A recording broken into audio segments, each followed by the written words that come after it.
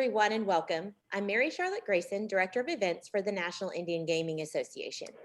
Thank you so much for joining us today for our exciting and informative webcast series, Tribal Gaming and the New Normal, with your co-hosts Victor Rocha and Jason Giles. Today's discussion will focus on the promise of eSports. But before we introduce the presenters, I would like to go over a few housekeeping items to keep in mind. All audience members are in listen-only mode, which means you are muted. We will be monitoring audience engagement on the dashboard and do encourage you to participate by using the question panel. There will be time for questions at the end of the presentation. We are recording this webinar and you will receive an email with a copy of the recording so that you may listen and refer back to it anytime. The webinar, as well as others in our series, will also be made available on our website, indiangamingtradeshow.com, under the Education tab in the coming week. Now, without further delay, let me introduce Victor, Conference Chairman with the National Indian Gaming Association and editor of Pachanga.net. Take it away, Victor. Thank you, Mary Charlotte, and good morning, everyone. Good morning, good afternoon. I hope everyone's had a nice week. First of all and foremost, again, we apologize yesterday. We had a technical difficulty and a scheduling conflict that sometimes happens when you're with an organization like NIGA. So again, we apologize about yesterday, but we have a really great program today and a really fascinating program because, if you look at what happened during this pandemic, during the shutdown, you can see that, and especially after we come out, there's been a lot of change in the industry. And I think, we look at touchless technology and we look at all these new, not new, but old technologies that are now racing to the front are just as vital for the importance of our growth. And I think one of these things, if we look at the future of gaming, if we look at the future of entertainment, eSports is going to be one of these new phenomena. And we have two special guests with us, and I really appreciate them coming back. Our first is Ernest Stevens III. Ernie's the founder and president of the Indian Gaming Sports Authority. And my old friend, Ken George Jr., who is a gaming consultant, has been in the industry longer than I've been alive. I've only been alive for, 10 years, my wife will tell you, as an evolved human being. But gentlemen, welcome. How are you guys doing? You can say, Ernie, can you hear me? I think he froze, didn't he? Hey, pretty good. How you doing? There he is. We having fun. Good. Gentlemen, welcome. I had a little glitch there, I think. Yeah. Is this, can you please tell our audience who you are and what do you do? Ernie, talk to us first. Okay. Can you guys hear me okay? Yeah, we can hear you. Give me one second. I'm going to put my other data on here. It looks like I'm having. Ken, tell us about yourself first and while he's getting ready. Good morning, from Appleton, Wisconsin. Okay. I'm gonna try to be a fill-in here for Ernie Stevens. I know it's a big shoes to fill, but I'm gonna try it. I was a gaming commissioner with Forest County Potawatomi Gaming Commission for 14 years. And for the last year, I was working some consulting work with Spectrum Gaming Group. But at this point in my life, I'm kind of on my own, self-employed, and kind of looking to retire from the industry, but also looking to keep updated on the industry and help out as much as possible and helping out Ernie and also Indian Gaming. Well, what people don't know is that I heard Ken was going to retire, and I called him up and said, no, you're not. And, the institutional knowledge that you have cannot be replaced. And, I understand why you would want to retire, but you're too valuable, my friend. So we're not letting you go. Ernie, how you doing, brother? You okay? You got it? You got it down? I think so. Go ahead. Tell us who you are and what do you do, man? Well, I guess I do a lot of different things, but obviously, like you said, I'm the founder and president or whatever my title is next week of Indian Gaming Esports Authority. And it's something that came from a lot of years of just following gaming and following what gaming's evolving and kind of changing, and of course the ancillary things that gaming can offer, Indian gaming in particular. So as everybody probably knows and assumes that I've been in and out of gaming my whole career.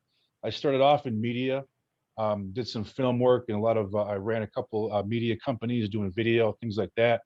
But always found myself going back to gaming, mostly because of my interest in my kind of forward thinking of online gaming. I've been involved in that for over a decade. Sports betting obviously is a big interest, and so esports naturally came into the mix. And technically, for me, goes back to 1991, 92, in the lobby of Walmart playing Mortal Kombat when I thought, hey, someday I want to compete in a tournament with this game. So I kind of started back there as a kid. And so the idea of wagering, the idea of utilizing entertainment, I think is something that Indian gaming is ready to offer beyond just slot machines and those kinds of things.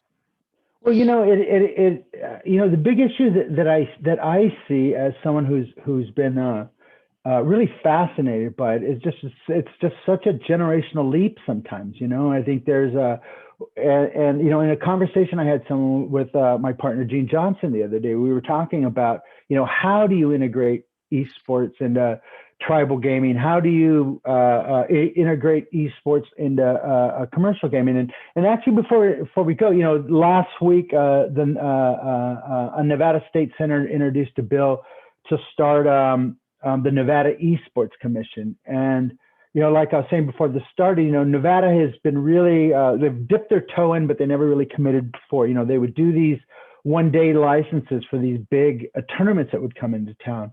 But that was about the extent of it. And, they built that esports arena in downtown on the strip over at the, whatever the pyramid's called, the Luxor. And, it's been a real difficult time for them over there because, how do you integrate esports into gaming? And I think, it's been interesting to watch the experiment in Nevada, and it really is coming through. It isn't just about esports; it's about speaking to another generation, and using esports to come through to using that medium. But the gaming industry seems to really trying to put it into their own box. You know what I mean? It's like you will be a gaming product, and I'm not sure that's the right way to go. As Gene and I were talking yesterday, it was that we feel that it's entertainment. You have to look at it as entertainment. And I think the real big thing big issue that I see is that when you try to turn it into a gaming product, it's like, how do you do that? The number one ranked games that are being played and using tournaments are games like Counter-Strike or Dota or Fortnite or League of Legends, which means nothing in the gaming world. You know what I mean? So, so Ken, how do you see Indian country? How do we get there? Is it through regulation? Is it through promoting? Is it through these sports leagues? What do you think, my friend? Yeah, good morning, and thanks for having me this morning, Victor, and also good morning, Ernie. First off, I just wanted to, let everybody know that, my dad passed away on the 7th of January, and I was really contemplating retiring, and in his honor, I think that was something that we talked about, and we always talked about this, my dad and I. My dad was in the gaming industry for all of my life. I'm 50 years old. He served the tribe of Forest County, Potawatomi for all of my life. When we talked about this, one of the things we always discussed is that we really want to focus on what's good for the people. What's good for the people of every tribe. When I look back at kind of where I've come with this subject, was in 2016. I think it was when I was with the National Tribal Gaming Commission as regulators. We had a committee that we formed for internet gaming because we wanted to partner with NIGA to promote that we were ready to regulate this type of game because it was new to us at that time. And that was something that I still hold that responsibility because nobody told me to quit. When I was able to do that, we have to really focus on what we already know. and I think that's something that we forget. We already know how to regulate ourselves. It's not, this game is not different than anything else. It's betting. It's just online.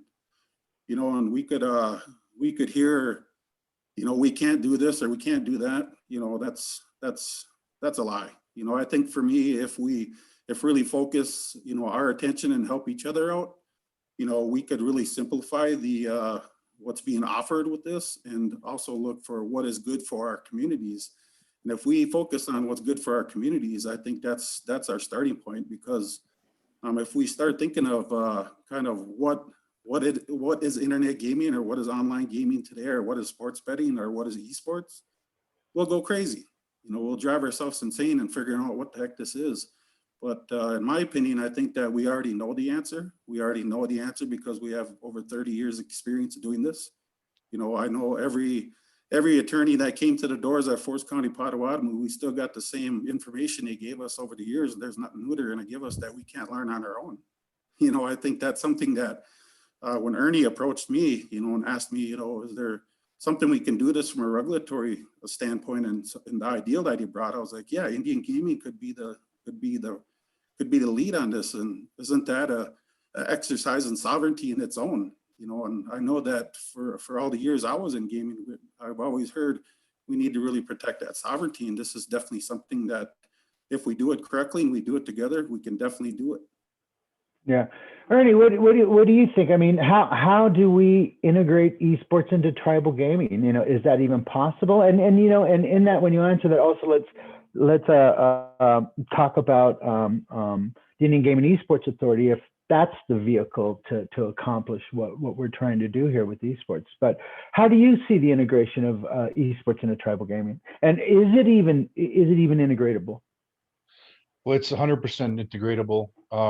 And of course, the regulation is a key part. You mentioned the Las Vegas and the HyperX Arena, and how they had some early issues, and that was because they had very vague regulation, and they're just now getting around to having something that's specific enough and detailed enough to be able to monitor integration into gaming, into commercial gaming. So it's going to be the same thing for Indian gaming, and that's what part of what IGA is going to do, is help tribes develop that early on and have the infrastructure in place before the fact, not after.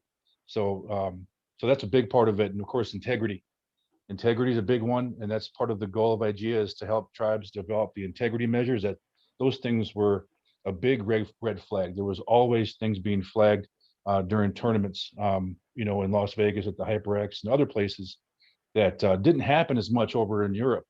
And so they didn't really look at those types of things when they launched it. So I think it was a big, bright, shiny object, and people with money made it happen without having the right regulation and integrity measures in place. So I think that's a key thing to understand, and that's going to be the difference with Indian country. And so you have that in place, then we can integrate it in various ways. But I think from an entertainment perspective, I think you're going to see that you build it, they'll come. And I know that's not a great answer, but I think entertainment wise, with the right mix, you're not going to replace slots. We're not trying to do that, but it's going to provide a different type of demographic that's going to be interested in finding ways to spend money at those properties. They might, sit at the slot machine, they might not, but they're going to drink, they're going to eat, they're going to do all those things.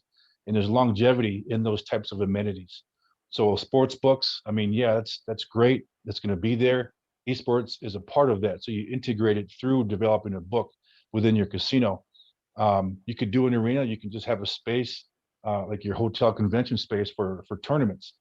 That could at least start drawing in the foot traffic, where you can start tracking that data, that information. So what you saw during the pandemic shows that people are going to be online. They're going to be viewing. So sponsorship value is increased tenfold. Tribes should be looking at that and finding ways to develop promotional opportunities for when they're ready. So I can go on and on, but there's a number of ways that will prove that it's 100% integratable. And because of the regulation opportunity and because of integrity measures that Indian gaming brings to any type of game, we develop that infrastructure. It's going to be that much more efficient. Investors are going to see is that much more efficient and valuable under Indian gaming. So that's a fact. But again, there's just a lot of work to do to tell that story and share that narrative, and that's what IG is going to hopefully do in the next year or two. You know, about 2 years ago, I was with my company, my consulting company. We were working with an eSports company, and we brought them to my tribe, and you know, it was, as someone, you know, as big as my tribe and accessible as our tribal casino is, we really had a hard time trying to figure out where they fit in. Now, maybe we were still too far ahead of the curve, you know what I mean? And the way it looked like, and the way it would have went down was, you know, it would have been created on the other side of the casino, away from the floor, more for driving traffic, to create restaurants or something like that. I think you have to incorporate it more. Again, it's more entertainment. Now, I know there's gambling and stuff like that, but if you look at what they're gambling, or if you go to a Unicorn, you know what I mean, and look at what they're gambling, look at what you gamble at Counter-Strike and stuff like that. It's just really different from what the normal gambling is. But again, I think I have to go back to the point, is that I think esports is just so far ahead of the curve yet. It's really hard for a lot of people to understand how you integrate it, because it's a different beast, you know. And I think the industry is trying to push it into the box that they know, instead of trying to take it for what it is and what it's going to be. You know what I mean? But our industry has a tendency to do that. We have a tendency to stifle creativity and stifle progress, because, you know, we don't want the slot machines to go away, or we don't want this, or bingo, or whatever, you know, even sports betting and stuff like that. So it isn't just tribal gaming. I think it's the entire industry that does this. But, you know, I think the real issue here is are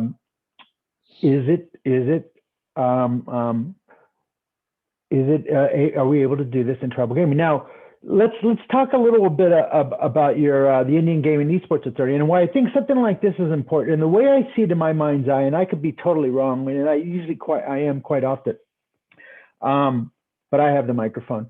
I think, you know, the same thing that creates pride and creates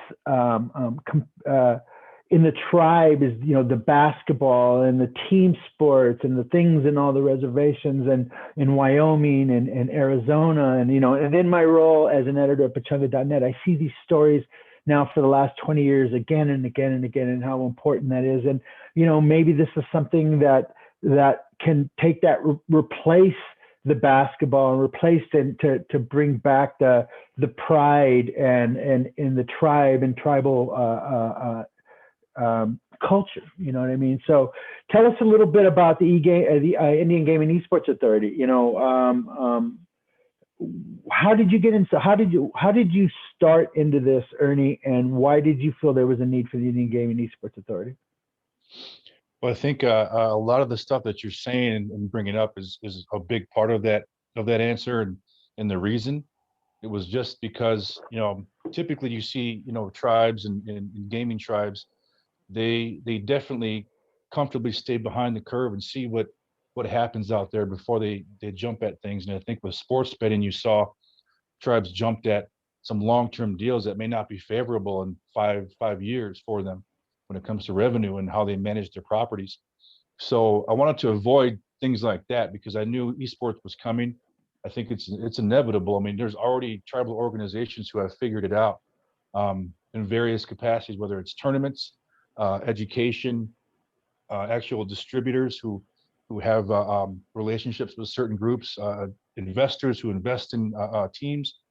So that stuff's already happening. So it was really about preparing tribes and preparing Indian gaming for this ahead of time. And again, I think you really answered the question a couple times already. Is, you know, we are ahead of that curve, and how do we get the tribes to kind of catch up to that, understand it, and be prepared for it? And again, integrity, regulation, all those things are important. And different tribes are going to have a different opportunity. There's the bigger gaming tribes who have resources, who may not be in as much of debt. They might want to invest in the big arena. I don't know. They might want to invest into a team, or actually create a team and get into those circuits. I think that's an opportunity. So A to Z, IGA just wants to help those tribes who are interested, be a part of any facet of that. A to Z, everything esports, video games, entertainment, wagering, non-wagering, events, of team management, tournaments. Everything is something that we have involved in our capacity and who we're working with. We can bring all that expertise in. There's no question. It's just who's interested. Let's talk to them. And if you're not interested, we're going to advocate that you get interested. So it's a big advocacy organization as well. Education. I mean, we want to get this into any age possible. College, high school. We want people who. I mean, it's kind of like you look at energy, right? And I had a conversation when this is maybe not the greatest comparison, but some pipeline employees, some tribal pipeline folks, and their point was, fossil fuels aren't going away, right? And this is a major energy consumption organization and industry. So gaming needs technology. You already got groups coming in trying to develop the new form of LED, the new form of whatever. So esports has to follow technology, and tribes have to understand what that investment is. So getting into those supply chains as well. So if you want a manufacturing facility on your reservation, how can IGEA help you do that? So as esports grows and expands, those things are all going to grow and expand with it. So it's really all the above. And we just want to, find a way to help tribes get ahead of those curves and understand it, and not make any, rash decisions and investments in an industry that maybe they're not ready for, but we can get them ready. So, again, there's a lot of things. It's very complex, but that touches on most of it, I believe.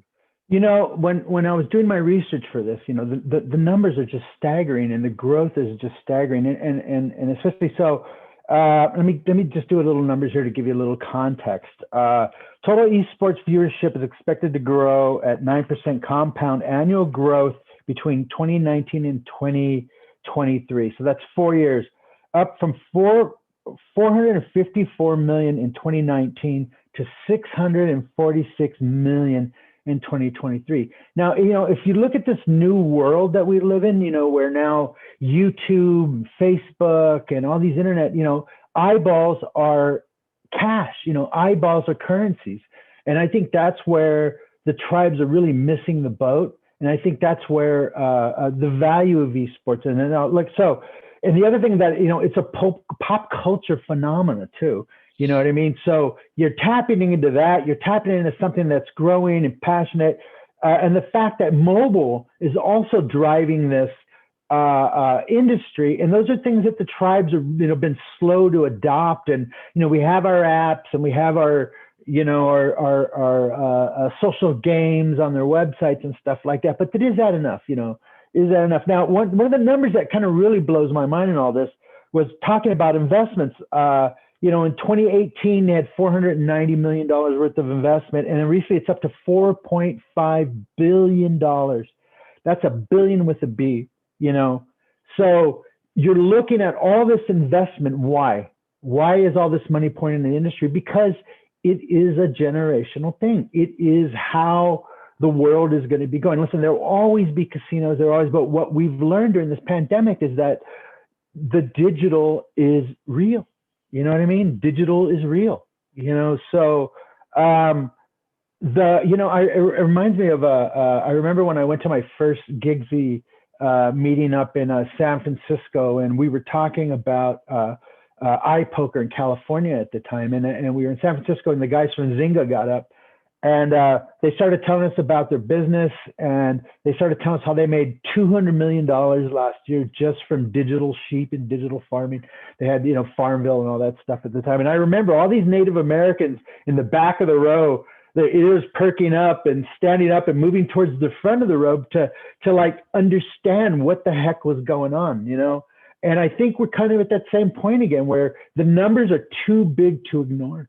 So the question is, how do we get to there, and how do we legitimize it, and so that all the tribal casinos are looking at the future? And I do think something like the Indian Gaming Esports Authorities is the answer. It's something that'll help them feel familiar. And having someone like you, Ken, I think it's important. You were a part of that working group for iPoker and iGaming, and that was very, very important, man. You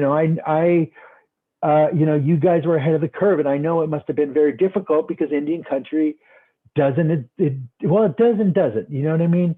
There's some things that they do really well, and there's other things that they're just hesitant to do. A lot of that has to do with our sovereignty. A lot of times we're dealing, we're hamstrung by, IGRA and off reservation and stuff like that too. Hey, Dan, you want to slow down with all your comments? We got you. We know you're there.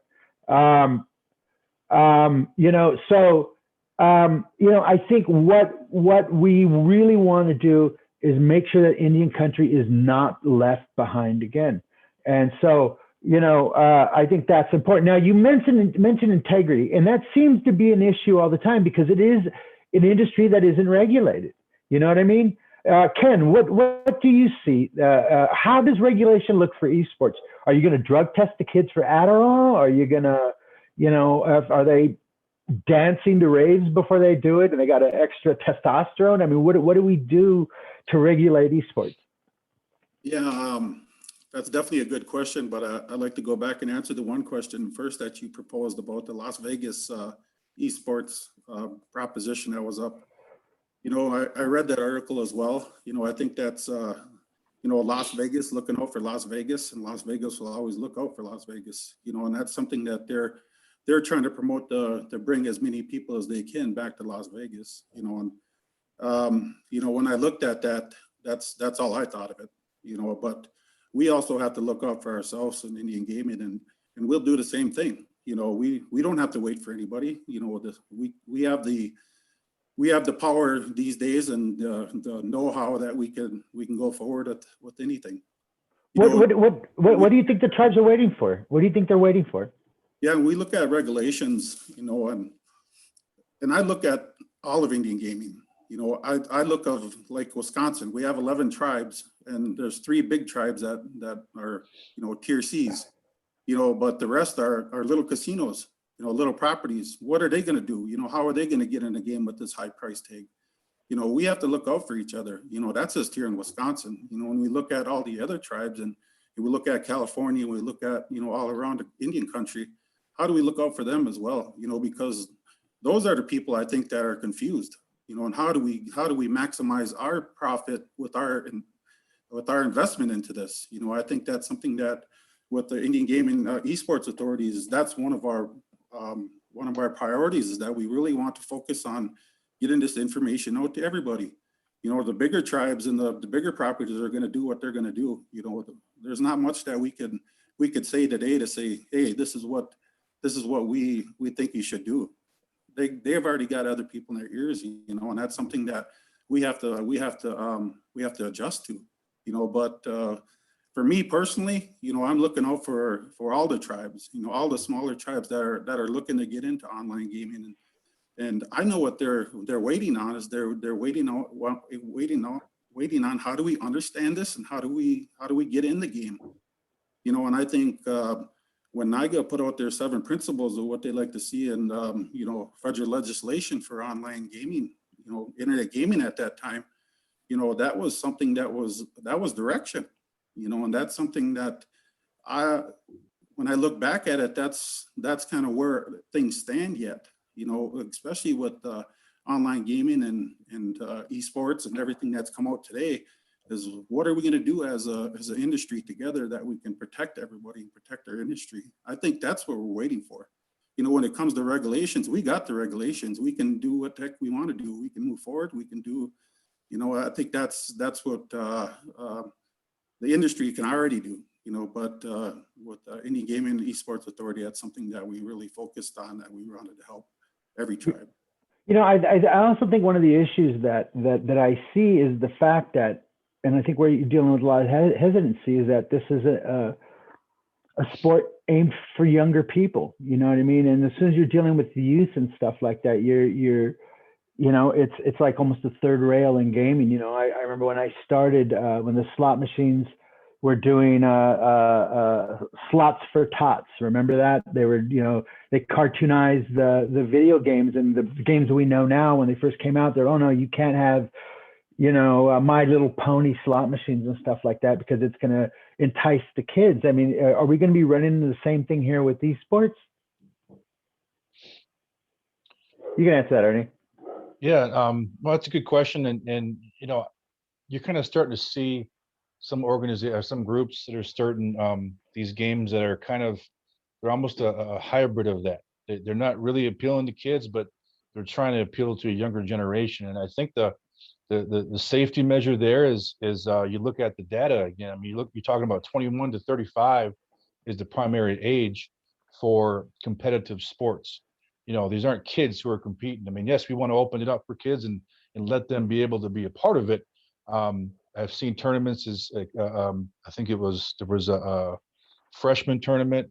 I haven't seen anything, younger than high school, but they're not appealing to these younger generations in that way. So I think there's a lot of ways to argue that's not the case, and I certainly wouldn't suggest that.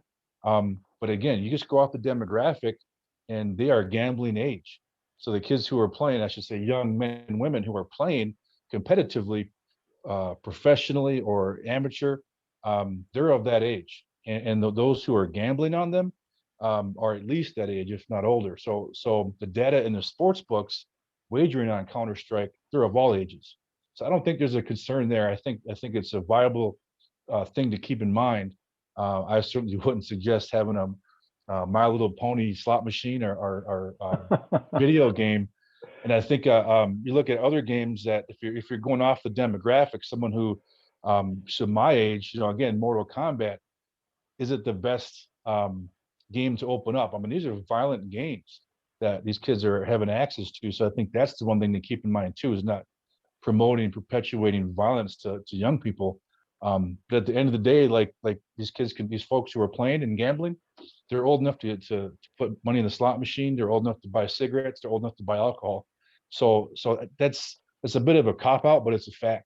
And so I think keeping those things in mind, esports has an opportunity to change some of that. The demographic you can go with. In fact, there is a study showing, I think it was done in China, that showed that if you're playing esports competitively, the health requirements of it, and there's a whole different rabbit hole we can go on when it comes to these numerous health and wellness studies for mental health and physical health, pros and cons of esports. But one big one is that you're 3.7% less likely to consume alcohol and drugs if you're competitively playing in esports. So I think there's an opportunity for again, with the native grasp on it through IGEA, we can bring more integrity to esports by getting rid of the Adderall consumption and get rid of some of those concerns that other esports industries have had, or properties have had. So there's an opportunity there, not just in content, but also in activity and overall health and wellness. There's a big argument for that as it relates to Indian country, and that's part of what we're going to do too. One of the questions that we got from our viewers, they asked about the NIGC and the regulations. How is that going to work? Is there going to be a conflict there, or what? How is this? Ken or Ernie, you can answer that, since Ken, since they're more regulatory. Yeah, I could take that.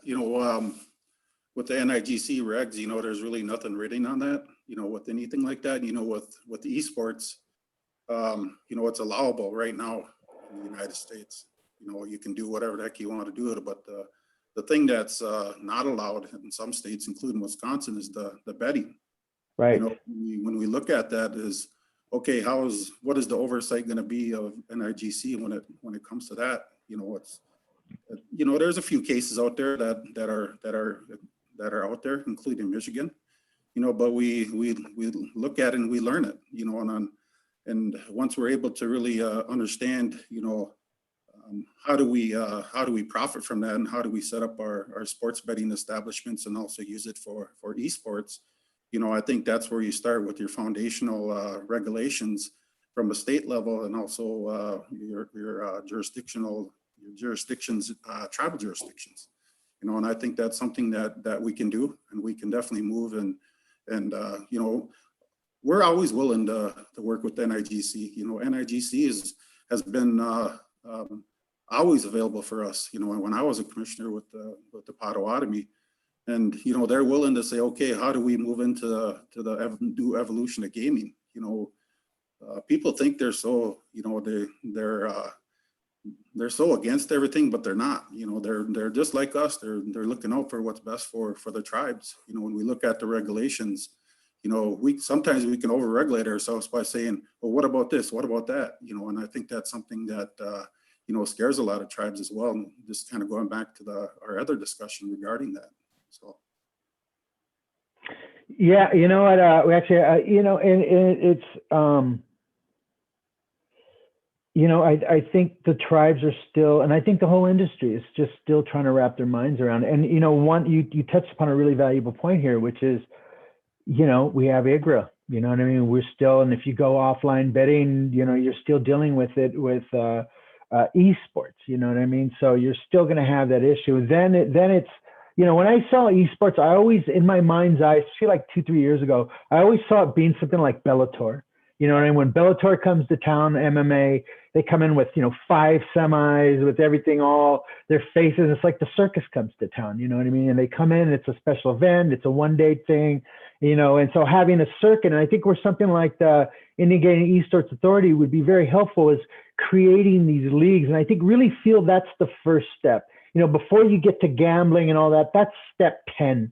You know what I mean? The first step is creating these local esports team. And, you know, we talk about investment, and I think that's a very minimal investment. It's local pride, it's community pride, it's tribal pride. You know, there's a lot of opportunity, and all of our kids are already playing video games anyhow, you know what I mean? And a lot of them are really good. And so I think that is like the first step. And I think a lot of tribes are still trying to figure out, but I think it's because of, it's just, there's just so much misunderstanding still. And so that's why we had you guys here, so we can start moving down that path for understanding and get rid of a lot of these misunderstanding, this misinformation, and more importantly, giving people the hard facts and the data about it. And more importantly, you know, we talk about the investment and stuff, you know, we're talking about these guys that are bringing in professionals from all over the world, and you see the format, they buy a house, they all live together, they're exercising their thumbs, you know what I mean? Eating well, drinking green drinks and stuff like that. And, you know, it's a professional athlete type of lifestyle. But I think what we're talking about is more the casual type of thing that is really going to have an effect on the local community and build a sense of pride. And already the casinos are the centers of a lot of communities, you know? So, Ernie, how do we get there? How do we start creating these, what's the first step, Ernie? Well, I think with anything, any new potential gaming opportunity, you got to understand the market that you're in. Obviously, you know, a lot of tribes, especially nowadays, you know, they don't have as much of a robust marketing strategy. They see people coming in, sitting down by the slot machines, and that's enough for them. And I think the one thing that's different from all that is, I did see. I'm sorry if I'm addressing one of the messages I saw from Jody. Hey, Jody, good to hear from you.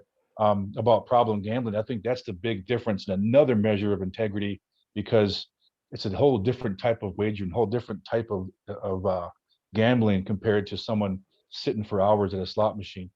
And so that's not going to be an issue. I think that's one thing to keep in mind when you're looking at your market and who's going to be interested.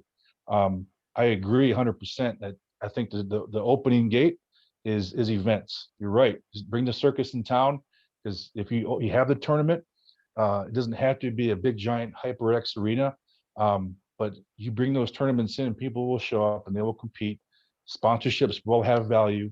And so I think that's a big part of it there, is having the right idea of what level sponsorships make sense for your market, and the networks that are there that can find value in local sponsorship and national. I mean, we brought the bull riding thing here, and there was national sponsors who get a lot of exposure there, and local ones, major exposure, with very little advertising and promotion. So things like that. It is going to be the circus, and I laugh because I thought of that analogy and how it really compares. It's really no different. These are professional athletes because they do need to be in good health and body mind and body health, and that's going to make a difference in how you approach the market. It's going to be difficult. It's going to take time, but events at your property. I mean, if you build something, you don't even. I mean, in my opinion, this is going to be a discussion that's going to be different for every tribe, every casino. Is you don't even need to have it at your property. This is something where there's enough of a market. If you build something in its own right, there's restaurants surrounded. You can have a whole different esports gaming property, and it will be huge. That I can guarantee you. Slot machines can be 100 miles away, and this new demographic's not going to care. So I think that's the other thing too. Is just it's really understanding the market, and people will drive miles to come and enjoy a weekend of tournament play and observation. And eventually, when you can do wagering, they're going to wager too. So it's really having the infrastructure there, that you can just do it with a typical sports book. There are platforms now that offer those things, whether it's for Call of Duty, League of Legends, or I believe obviously Counter-Strike, is a big one, and the regulation's already kind of there. You copy and paste it, and you're ready to go. So I think it's going to start with just bringing people there. But those gamblers, those patrons, they're still in development, but they're already at that age to have that discretionary income. There's no issue with that.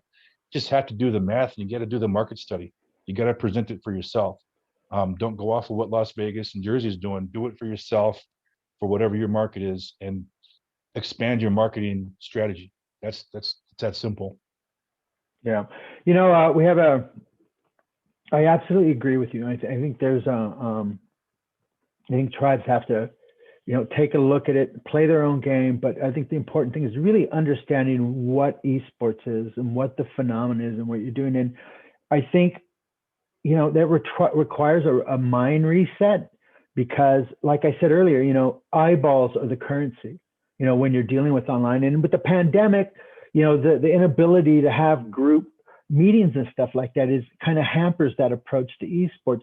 But I think if you look at the numbers that have happened in the last year with esports, the same way when a tribe creates a Facebook page and all of a sudden people are seeing it and they're doing it, and that's a form of currency, you know what I mean? And I think this requires a different mindset and understanding, what currency is.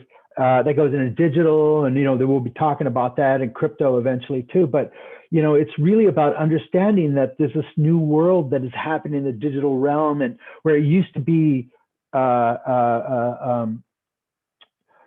it didn't seem real, but now it's very much real. You know what I mean? Digital is real. Digital is tangible. You know what I mean? And that's a lesson that I think we as an industry are learning. Now, we got a really nice message here from Natasha Nace. Natasha, how you doing? She's a program director at SDSU, which is San Diego State University down in San Diego. And she says they will be launching an esports certificate in spring 2022. If anyone's interested in partnering with us or would like to help setting up esports events at your organization, please contact us. We have lots of help, and we can help. And then Nace at sdsu-edu. Natasha, thank you very much. I think stuff like that is very important. When we see the institutions getting involved in creating the track, I believe they have some stuff over at UNLV too. But this is the first time I've heard it at SDU. And for us in Southern California, it's great. But I think these are the type of things that we're starting to see, when you start seeing the ancillary support coming in from the institutions and all that. And again, it's really about us defining how this fits in, what it is, how it fits in. And then again, it's going to take a little tweaking of the mind to understand that digital is real, digital is tangible. So I think that's really, really important. I got to follow up. Yeah. Go ahead, Ernie. I mean, Ken. Yeah, I just wanted to follow up on that. I remember when we first to look into this by Chairman Stevens, he looked me straight in the eyes and said, "Are you guys going to be ready to regulate internet gaming?" And as a regulator, I took up that challenge. I don't want to speak for all regulators in Indian gaming, but that's something that when somebody says that to you, especially the chairman of NIGA, like, you don't want to let that person down, or you don't want to let Indian gaming down. When we look at that, I'm still working. I'm still working at that to say, okay, we're ready. Whatever people are willing to take from us, that are willing to listen from actually Indian people, because this is Indian gaming, is that we really want to look out for our industry and say, yes, we can regulate this. We're not going to sit here and make excuses of why we can't regulate it. We can sit here and hear all the information that all the vendors and the people who are, trying to do business with an Indian country and say, this is what could happen, or this what could do, is that's what Ernie the third approached me and said, let's do this. Let's make sure that we're able to educate everybody who's wanting to understand what the new games are coming out, the evolution of gaming, everything that's online. It's not just going to be eSports, it's everything that's online. It's fantasy sports, it's mobile gaming, it's social gaming, it's all that stuff. Eventually it's all going to be here because we all have one thing in common. We have a computer in our hand every day, and we have access to every game imaginable. How are we going to compete against that as an industry? And I think that's as long as we wait, that's just the farther behind we get. I'm talking for small tribes to bigger tribes. And I think of my grandson. He's 3 years old. He's I'm looking like, what am I going to leave him behind, to take to his, when he gets into his 20s, like, what am I going to leave him? What's gaming going to look like? Today, the decisions that I make today is going to affect him and when he in his 20s, and who knows what that's going to look like, and that's something that to me, that really opened up my eyes to what could be and what is. Just let yourself think about that. Let's talk about the elephant in the room, though, Ken.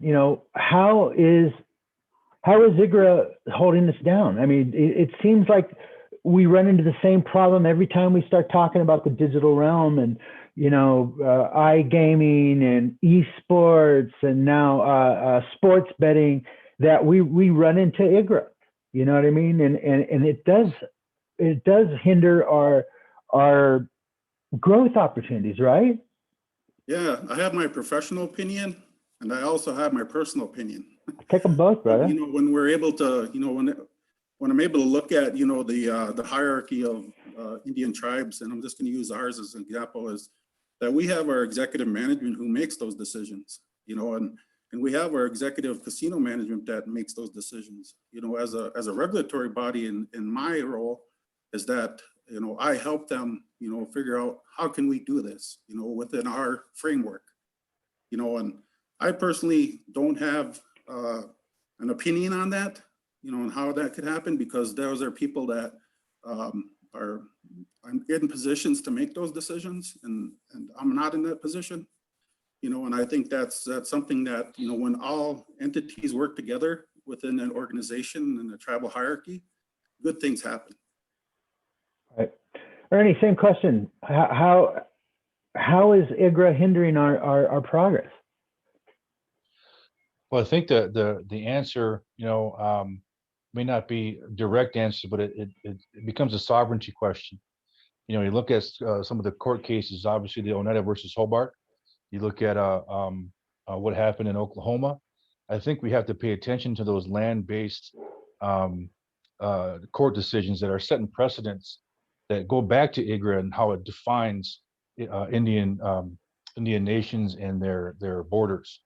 So I think that's where the discussion comes into play, and I need to divert to that, because as you look at what tribes are doing with sports betting or any online gaming, it's about within the boundaries of an Indian nation. It's not, no matter how checkerboarded it might be. That checkerboarded is a fake term. Property within a property. We need to look at it from that standpoint and start that discussion, because what that's doing for us is it's somewhat changing. And again, you look at interpretation, right? You have a discussion with the lawyer, they're going to interpret things differently. But to me, it's water is wet. In this case, online gaming is our opportunity because of compacting laws already in place, precedents set by the gaming within the boundary. We're not going and physically do anything off reservation. There's a trust process to do that if we want to. In this case, we're geofencing. I think it just redefines and clarifies some ambiguous terminology in IGRA that says, you know what, we can do whatever we want. This is gaming within our borders, it's within our boundaries. Tribes need to start saying that. They got to tell their attorneys to stop being so ambiguous about it and stop raising these question marks and confusing their committees and their leaderships. They need to say, this is our gambling opportunity, our gaming opportunity. It's already said in IGRA. So take that verbiage, put it into your compacts if you have to renegotiate a compact. But it needs to be said. And right now, when a tribe asks the question, it's already kind of too late. You have to start saying the statement. So going back to IGRA, and this is a gaming opportunity for us. So that's how I think to answer the question, I think that's how it's holding us back, is we're letting it tell us what it is not telling us. We need to pull that verbiage from there and start saying it. And part of what IGEA wants to do is help do that if we have to. I mean, if we have to advocate, if we have to go lobby to state capitals on the tribe's behalf, we're willing to do that. But that's the foundation and the precedents we're going to base it off of. Is it already says it in IGRA. It's defined in the compact and laws, defined in, in all of those different in NIGC. It already says it. So I think it's really kind of going off of what is said there already. I think the important thing to remember is that you don't need gambling to be successful in esports. You know what I mean? I think that's probably the most important message there, is that, you're not being held back by IGRA. You don't need it. I mean, if you look at the sales of digital goods, we're growing exponentially. You look at the loot boxes and the skins and stuff like that. It's another ecosystem, that we need to understand. It's another revenue generating ecosystem. And it's very important that we take a look at it and don't use our gaming biases and go in there with a clean mind and look at it for what it is, not for what you want it to be. You know what I mean? And I think that's a really important message there to tell the tribes, is like, you don't need gambling to be successful in esports. You don't have to worry about IGRA. And, you could do on premise stuff, you could do, and I remember having a conversation with David Briggs from a GeoComply, and he talks about how, they can make it so the data never even leaves the server on the res. You know what I mean? It doesn't violate, the Indian Gaming Regulatory Act, because it's not off the reservation. So there are workarounds, and technology is making it easier and easier. But I think the most important message that the tribes need to know is that you don't need gambling to be successful. You know what I mean? Yeah, I have a quick response to that, Victor. Is you're absolutely right. And the one thing that we also want to do is anything non-wagering, to simply say, hey, if this is non-wagering, don't worry about it, or don't worry about those things. There's still ways to bring an economic opportunity and community opportunity to your nation. And one example is working with folks that, if you want to develop content creation studios, that's going to be huge, and it's going to expand more and more. So working with Raven or Blizzard or Activision and bringing that to your community as an economic development opportunity. Jobs, getting the kids trained on these things to get them jobs in the future. That's economic development for your community. So that's stuff that IGEA also wants to do. Is if you're not interested in having one bet placed, then there's another 100,000 ways to bring an economic opportunity. So education, social, cultural. We also want to get content driven with these distributors, inspired by native content, native history, more native based characters, native stories intertwined into a video game. So beyond gambling, beyond tournaments, there's a whole different avenue that we want to push down too with IGEA. So it's almost never ending. It's kind of scary, but very, very exciting. We have a question here from I can't see someone named Sally. I think it went away. She goes, do you know anyone who can assist tribes in entering the esports space? Ernie, do you know anyone? Now, first of all, how do people get in touch with you? How do we? They can. And also, yeah, and Ken, I have some advice for you. Next time Chairman Stevens looks you in the eye and starts talking to you, drop and roll. I learned that from E3 over there. Right? Just drop and roll out of the room, man. You know what I mean? So wow. That's how you do it, man. That's how you do it. That's how I do it. Right. You know? Okay. So you guys, first of all, I really appreciate you being there. And the answer to the question is, you know what? That's what we're here talking about. How do people get in touch with you, Ernie? How do people get in touch with you, Ken? Ken, how do they be a part of the Indian Gaming Esports Authority? Well, I got a pretty simple email. Just ERNI. Well, Victor, I'm sure you can probably send out to all the viewers. ERNIESTEVENSII at Hotmail. I know it's an old email address. I'm very approachable. You can find me on LinkedIn. And you know, IGA is still forming some final pieces and some final phases, so we're ready to go. We can assist you today, but there's obviously a lot of questions and discussion to have. So reach out to us, Ken. Yeah, and also I noticed Jody Delasio, our dear friend, says the American Indian Science and Engineering Society, AISES, obviously, will be launching a video esports component to our Indigenous STEM organizations. So she said, stay tuned for an announcement.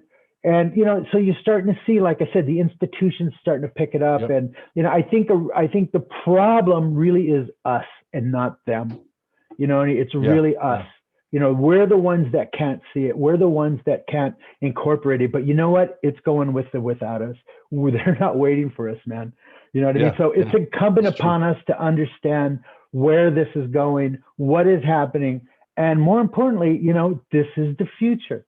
This is the digital realm. You know, when you fly to Mars, when our great grandchildren fly to Mars, they're not going to be taking slot machines. You know what I mean? So you know, so No, they're not. pay it to the digital realm is becoming real. Like I said, digital is tangible. You can touch it, you can feel it now. You know what I mean? Those ones and zeros are real.